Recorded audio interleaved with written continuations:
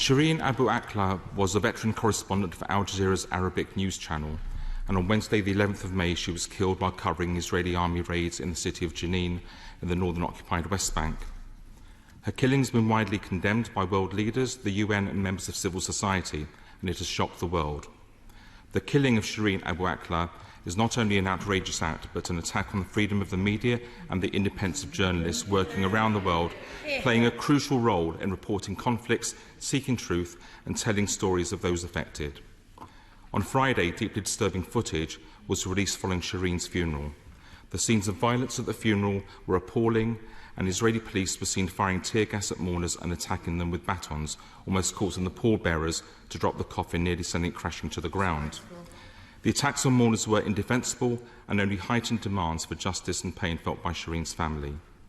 The Labour Party unequivocally condemns the violence by Israeli forces. International law on human rights must be upheld, and we stand with all those demanding accountability for the killing of Shireen, and there must be an urgent, independent and impartial inquiry to secure this. More widely, we will continue to support justice and the protection of human rights of the Palestinian people and a sovereign Palestinian state alongside a secure Israel. Tensions in the region were already high.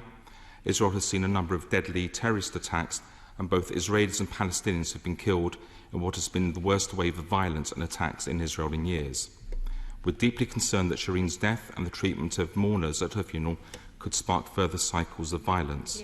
So I therefore ask the Minister whether she has made any representations to her Israeli counterparts on the killing of Shireen Abu Akleh, whether the Minister will condemn the violence at Shireen's funeral, and finally whether she can confirm whether her department will stand up for international law and human rights by encouraging an independent inquiry to the killing of Shireen Abu Akleh so that we can ensure that there is accountability for her death.